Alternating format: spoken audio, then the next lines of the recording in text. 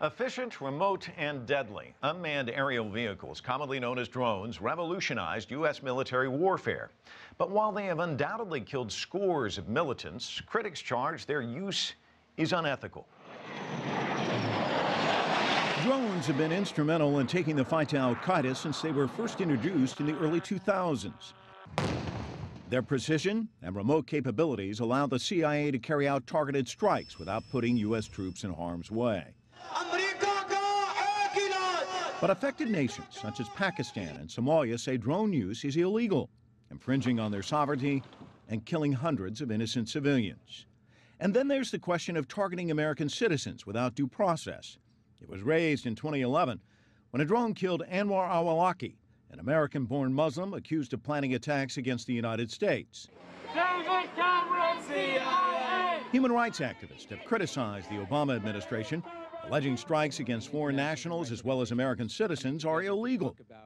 Last year, U.S. President Barack Obama defended his government's actions, but acknowledged the need to limit the use of drones on Americans. I do not believe it would be constitutional for the government to target and kill any U.S. citizen with a drone or with a shotgun without due process. But when a U.S. citizen goes abroad to wage war against America and is actively plotting to kill U.S. citizens, and when neither the United States nor our partners are in a position to capture him before he carries out a plot, his citizenship should no more serve as a shield than a sniper shooting down on an innocent crowd should be protected from a SWAT team. Under new restrictions, the CIA must first get approval from the U.S. Justice Department to target Americans. But the Obama administration is reportedly weighing a new strike in Pakistan against another American national, igniting the latest debate over the legality of such action. Later, we'll talk with a leading human rights advocate, but we begin with a former senior U.S. intelligence officer, best-selling author, and senior fellow at both the London Center for Policy Research and the Center for Advanced Defense Studies. Lt Col Tony Schaffer's latest book is called The Last Line, a novel, and he joins us here in the studios. You'll get the first line today, though. What changes have the Obama administration undertaken in this process if they're going to target an American citizen abroad? Can you talk to us about that? Well, that's part of the problem. It's pretty murky. There's been parts of it leaked, parts of it are not clear, and there's really no clear path.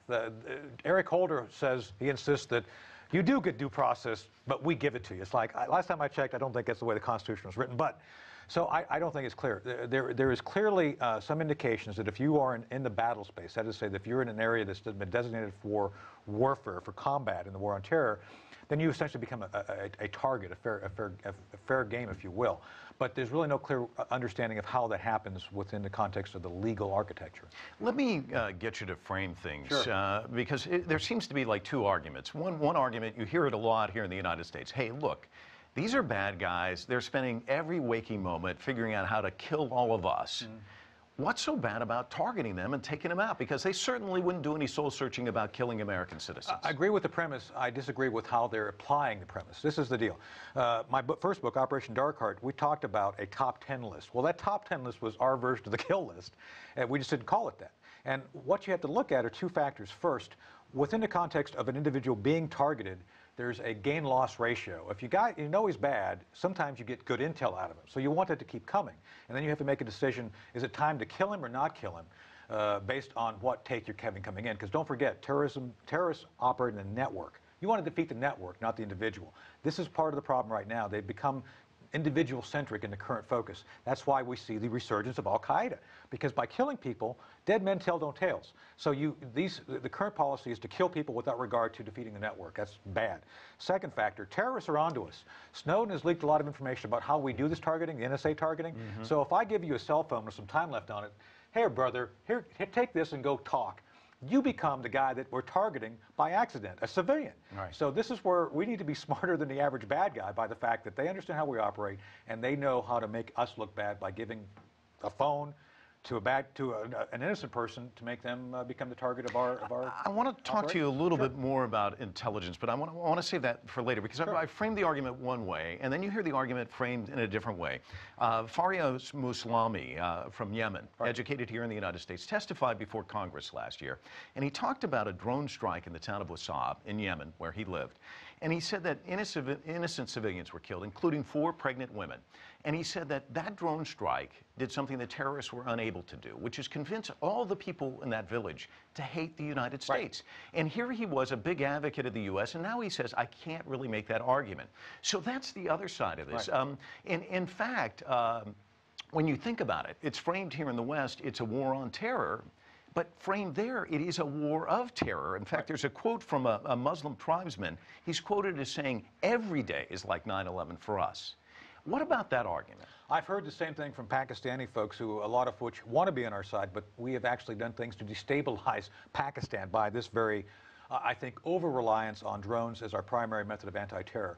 I'm a big believer in understanding the target. As I mentioned, when we were doing this in Afghanistan, we had to have clear and concise, we know this guy's bad, we know what he's doing. Because if we kill somebody, we want to make sure the people around him are equally bad. Otherwise, you create, as stipulated here, the next generation of terrorists. You don't want to do that. So, and I'm not against killing people. I'm not against drone use. I'm against blatant drone use without regard to the secondary and third order consequences. And this goes back to my other criticism of the current policy. This has become a political narrative, great for politicians to say, I'm making progress in the war on terror. And yet the reality is completely different. They're actually creating the next generation of terrorists by the fact that they are not actually applying and doing the hard work that intelligence officers like me want to do, is discern who the bad guys are, who the good guys are, and try to make sure we only kill the bad guys as best we can. You said intelligence officers like me, but there aren't a lot of intelligence officers like you in Somalia, Yemen, Pakistan, which gets into this NSA, which you were talking about, these algorithms from the cell phones. And Jeremy Scahill, a journalist who's done a lot of coverage on this, he says that you know, you can get a group of people who are meeting together. Hey, they all kind of fit the criteria. They're young guys, and yet you can be possibly targeting terrorists. Absolutely. But you could also be targeting tea vendors who are meeting or taxi drivers. My fourth criticism of the policy currently is they've reduced the level of certitude from 80 to 90%, which is what we had to operate off, to as little as 40%. So that means that you've statistically opened up the valve on available targets. I agree completely with Jeremy here. We do not do sufficient human intelligence to verify what's going on inside that meeting. When I did this, you had to have a second int, either imagery intelligence or human intelligence, verify the content of the signals intelligence, which is what we're talking about, the algorithm stuff here. We've completely stepped away from that. You talk about politicians, you talk about intelligence officers like me. They live in two separate worlds, though. You talk about going and capturing these guys. Right. And I think if you're President Obama in the White House, you look at, you know, Somalia, a prime example, Clinton Black Hawk Down, these soldiers being dragged around in the streets. You look at Carter and the attempt to release the hostages in Iran, the catastrophe that occurs. There's a lot of bad potential there. A drone strike, hey, nothing seems to be bad about that. It is perceived to be surgical. It is not because of the secondary effects of the death. Let me say this and be very clear about it. 2% of our DoD budget annually goes to special operations. That's a huge amount of resources. I've worked with the cutting edge of special operations, the folks we read about doing the Black Hawk Down operations, as well as the successful operation in Pakistan to get bin Laden. We have people who know how to do this. This is what they do for a living. To not use them, to me, is essentially criminal. We have a whole class of warriors who wish to do this, to capture the bad guys, to bring them to justice. I think it's insulting that we have an administration who doesn't seem to understand that that's what they're there for, that's why the budget is there for, and we need to use these folks because that's what they're trained to do. Is there a risk? Absolutely. But to me, we got to go back to capturing people, to figure out what they're doing inside the network, to defeat the network. Again, the evidence is Al-Qaeda's growing back. It's becoming stronger because we're not targeting the network like we did in the old days. And you also have more of an opportunity of winning the hearts and minds of people if you're not taking out the pregnant women or the innocent civilians and you're capturing the people, correct? I like the fact that we were actually winning up to 2004 in Afghanistan because we were just doing that. We were only focused on anti-terrorism. We're only getting the bad guys. We're being very careful, not just giving it lip service, to not kill innocent civilians. And we're very precise, and we were actually capturing people. Another thing this administration doesn't want to deal with is more people going to Guantanamo. If you capture an HVT, what do you do with them? Well, the last time we had one, we put them on a ship, for about 30 days and let them go. So there's really no path forward. So how we capture these guys, how to bring them to justice. Bottom line is this. Any professional who has worth his salt will tell you you need to capture people within the network to understand the network. The longer we do this false narrative of simply using drones as our primary method of anti-terror, the longer we will see the network spring back and continue to grow.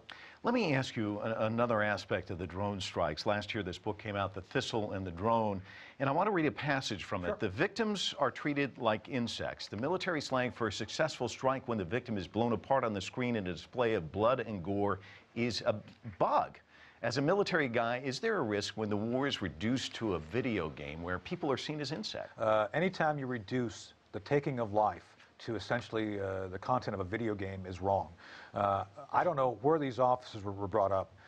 We all, when I came through the ranks, were taught to honor life as best we can, ours or theirs.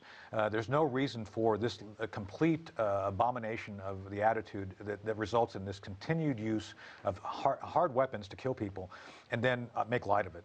Life is sacred. We should honor that.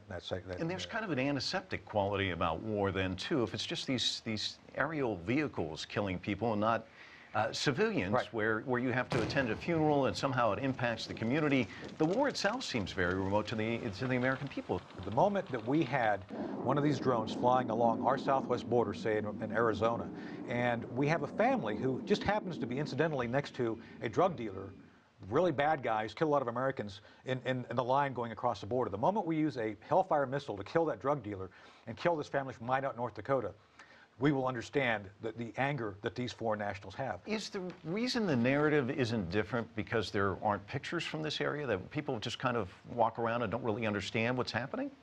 I think there's been an attempt by multiple media outlets to actually bring this in. The American mainstream media doesn't seem to want to actually address this. With that said, I think there's a complete detachment by the American media of what this actually means in its actual application, and I think that's something that I wish would change. We've got about a minute and a half left. Sure. I do want to ask you this. The New American Foundation says civilian drone strike casualties have actually dropped to 7% in 2013 from a high of 40% during the Bush administration. But at the same time, the number of strikes has gone up. Right. What is being done, do you think, to minimize civilian casualties, or is there being much done?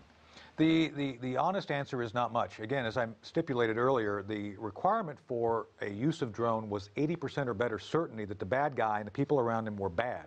And that's been dropped to as low as 40. I've heard rumor that it's even lower than that, where you can have just essentially a guy suspected of being a terrorist targeted. That's way too low. So the honest answer is this is something we have to actually have a public debate about, especially since in light of the fact that we're about to have drones come to the United States. All these wartime developments, these capabilities, this technology, is going to be shipped back here for the American military and civilian law enforcement to use. That's something we have to talk about in a lot more detail. But you make this argument that I could actually give you my cell phone. I could be a bad guy. Next thing you know, you're walking around making a phone call, boom, you're the target. In the middle of a wedding party and things go bad, absolutely. And this is why, again, we have to be, the bad guys know how we operate. We have to figure out what to go around and try to achieve the ability to get ahead of them. We're not ahead of them right now. Tony Schaeffer, always a delight talking to you. Thanks so much for stopping by. Thanks for having me. Good to be on.